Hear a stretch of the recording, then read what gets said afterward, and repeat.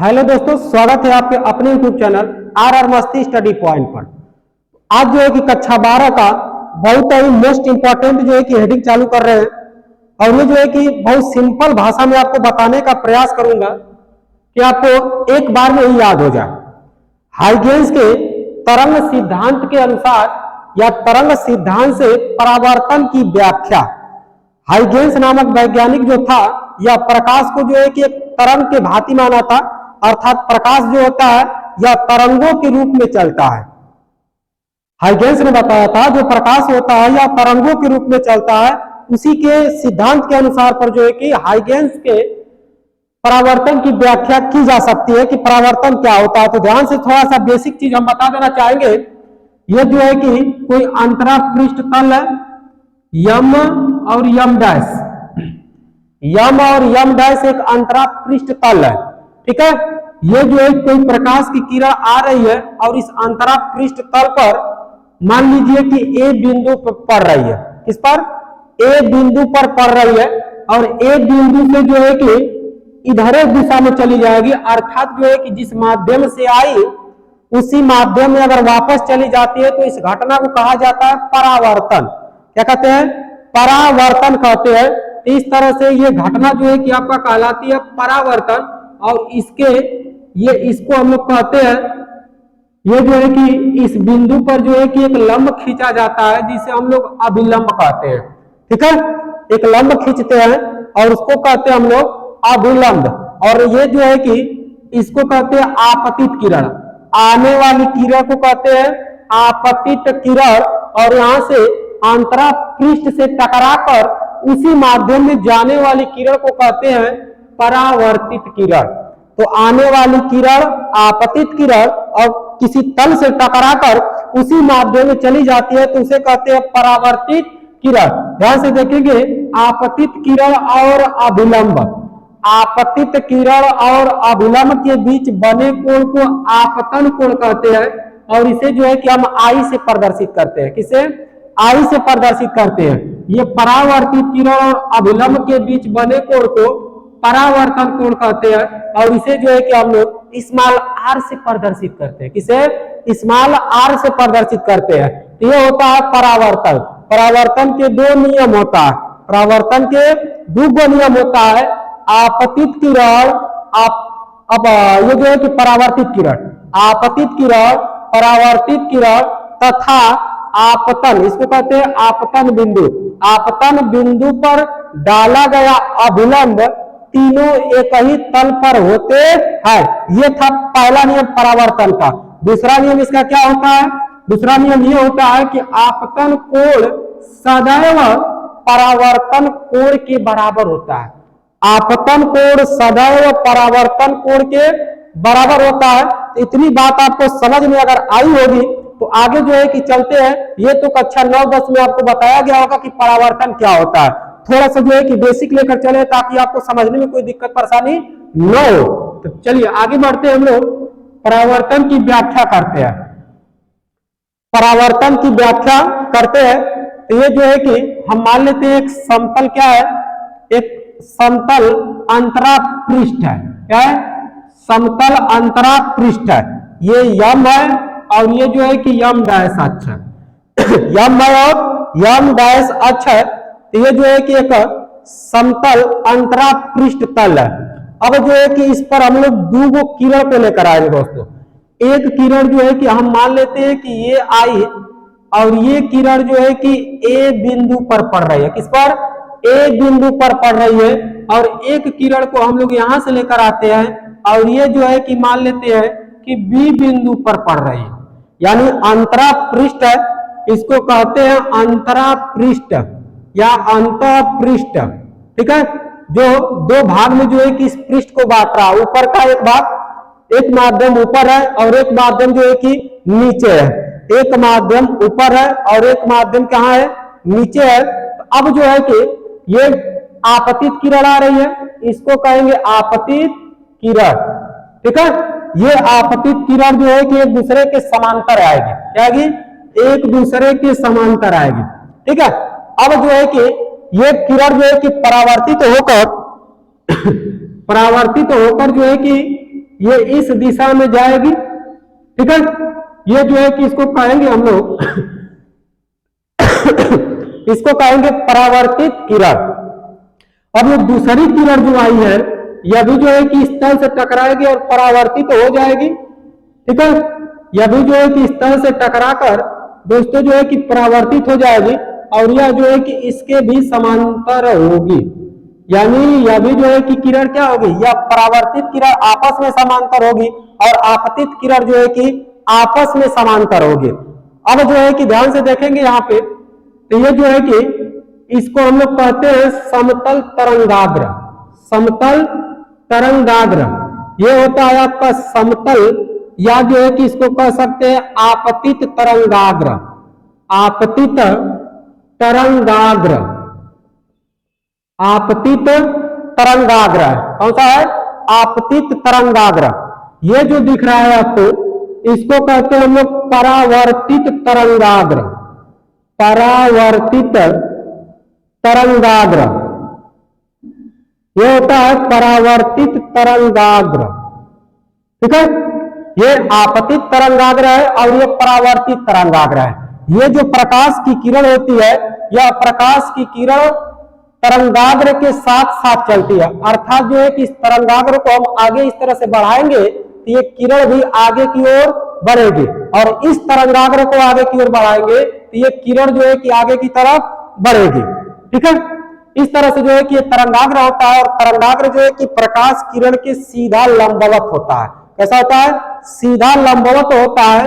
अब जो है कि ध्यान देंगे यहाँ पर एक अभिलंब अगर हम लोग खींचते हैं, ये जो है कि आपका अभिलंब है, इसको कहेंगे यान, यान डैश, यान डैश नॉर्मल होता है, अभिलंब जिसको कहते हैं। यहां भी एक अभिलंब खींचेंगे हम लोग, ये जो है कि यान और यह भी क्या होगा, यान डैश, यान और यान डैश होगा, ठीक है। अब जो है कि ध्यान से देखेंगे अगर दोस्तों, तो ये जो है कि आपतित तरंगाग्र इस तरह से आ रही है, तो इसको जो है कि हम लोग यहां से मिला लेते हैं अगर ये वाला, तो ए और इसको नाम दे देते हैं हम लोग, मान लीजिए कोई भी नाम दे सकते हैं, जैसे मान लेते हैं कि सी दे देते हैं, ठीक है।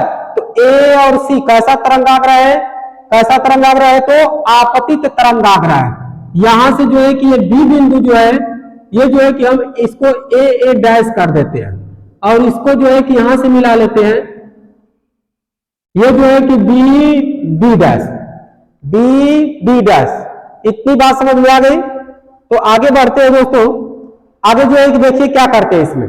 आगे जो है कि इसमें दो तरंगाग्र हम लोग देख लिए, और जो तरंगाग्र होता है या प्रकाश किरण के जो है कि लंबवत होता है, या प्रकाश किरण के लंबवत होता है, अर्थात यहां पर जो है कितने अंश का एंगल बनाएगा, 90 डिग्री का एंगल जो है कि यहां पर निरूपण करेगा, यानी 90 डिग्री का कोण बनाएगा किरण के साथ तरंगाग्र। अब जो है कि ध्यान से देखेंगे, ये जो है कि आपका चित्र बन गया।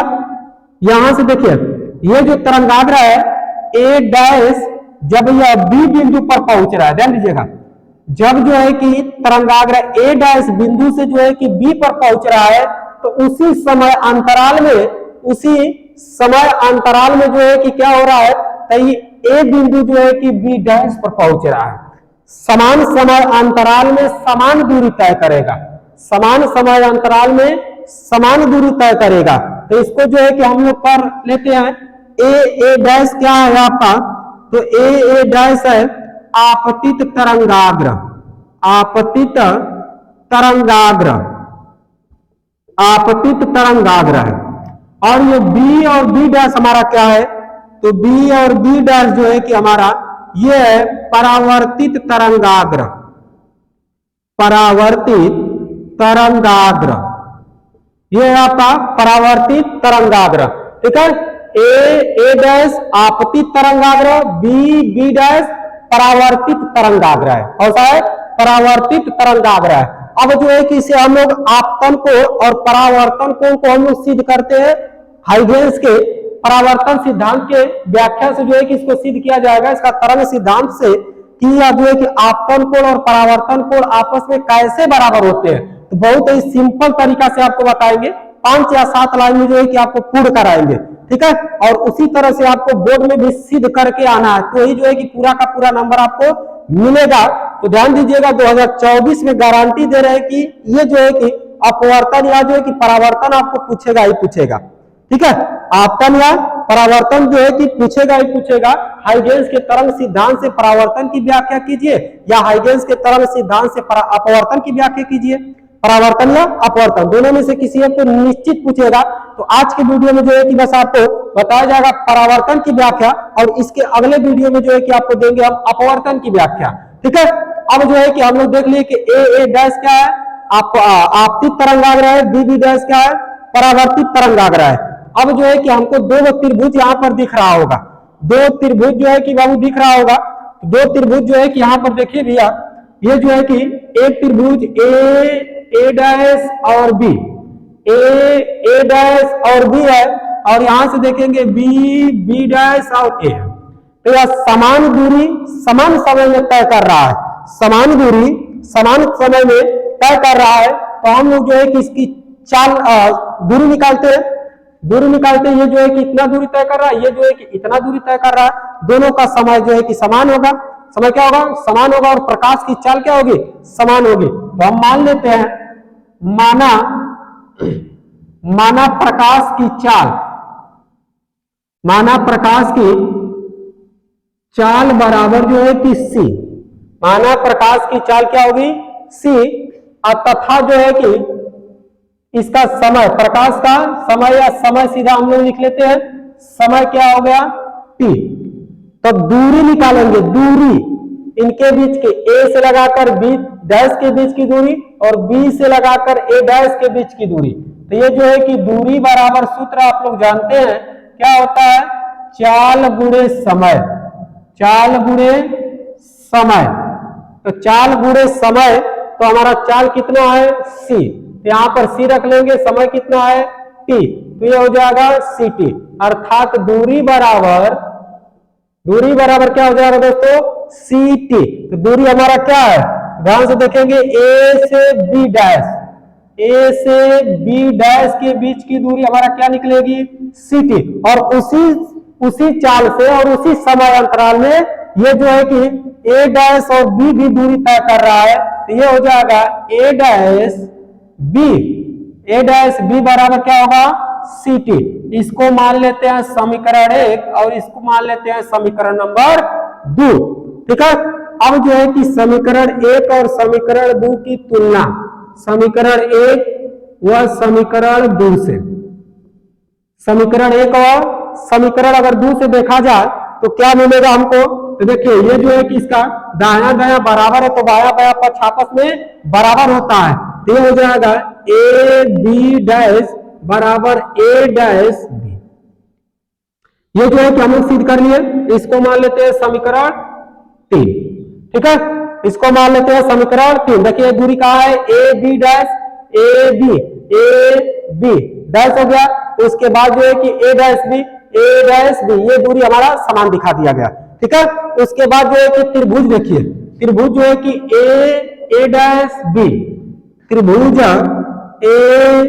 ए डैश बी, और जो है कि और त्रिभुज बी ए डैश ए, त्रिभुज बी ए डैश ए में इस त्रिभुज को हम लोग सर्वांशम दिखाएंगे।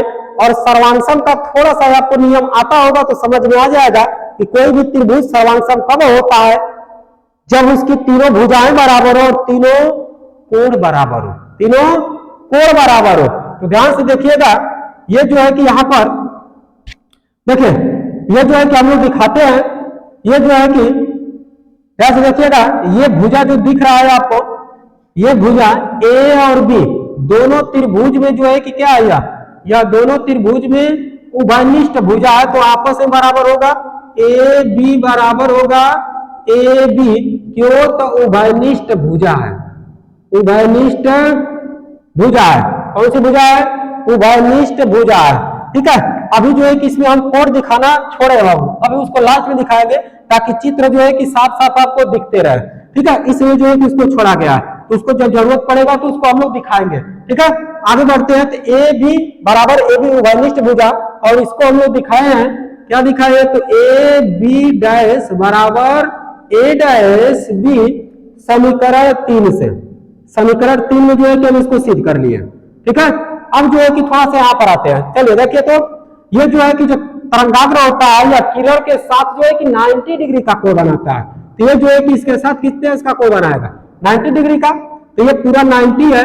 तो ये जो है कि हम लोग जानते हैं ये जो है कि कोण आई हो गया आपका, क्योंकि यह आपतित किरण है और ये अभिलंब है। तो आपतित किरण और अभिलंब के बीच बने कोण को क्या कहते हैं, आपतन कोण। तो ये जो है कि आपतन कोण हो जाएगा, तो ये कोण कितना होगा 90 माइनस आई हो जाएगा, 90 माइनस के आई, तो ये भी कोण कितना हो जाएगा आई हो जाएगा। तो उसी प्रकार से इधर अगर देखा जाए तो ये तरंगाग्र जो है कि किसके साथ 90 अंश का कोण बनाएगा, तो 90 अंश किसके साथ कोण बनाएगा, ध्यान देंगे ये जो है कि आपतित किरण आ रही है ना, ये कोण आपतित, और ये जो है कि इसके साथ 90 अंश का कोण बनाएगा।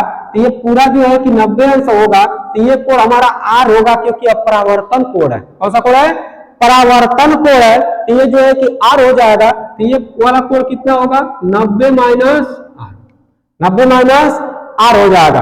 बात समझा रहा है, तो 90 माइनस आर इसको दिखा देंगे, यह कोण कितना हो जाएगा, तो यह जो है कि आर हो जाएगा इस नियम से, जैसे इसको किए हम लोग। अब जो है कि ध्यान देंगे दोस्तों, ये जो है कि कोण हम दिखाएंगे। देखिए ये वाला त्रिभुज में यह 90 अंश का है और यह भी जो है कि 90 अंश का है, तो इसको जो है कि दिखाएंगे कोण ए डैश बी, ए डैश बी बराबर कोण B dash A, B dash ए। ठीक है, बी डैश ए प्रत्येक कितने अंश का है 90 अंश का। अतः जो है कि हम लोग दिखा सकते हैं इस त्रिभुज को अब सर्वांशम त्रिभुज ए डैश बी और सर्वांशम त्रिभुज बी ए डैश ए। किस नियम से है दोस्तों, तो भुजा कोण भुजा नियम से। तो इसको जो है कि लिख देंगे yes A S, side angle side, side angle side से सर्वांशम हो गया। अतः हम कह सकते हैं, अतः जो है कि कोण आई बराबर होगा कोण आर के, कोण आई बराबर होगा कोण आर के। यही जो है कि हाइगेंस का तरंग सिद्धांत से परावर्तन की व्याख्या हो गई। बात समझा रहा है, इस तरह से जो है कि आपको करके दिखाना होगा। बहुत ही सिंपल तरीका से 5-7 लाइन बताए पहले कि उतना में ही करेंगे और उतना में ही करके आपको हम दिखाए। ठीक है, तो अगर जो है कि वीडियो लास्ट में पसंद आई हो तो चैनल को सब्सक्राइब कीजिएगा और वीडियो को लाइक जरूर कीजिएगा। ठीक है, राधे राधे, धन्यवाद।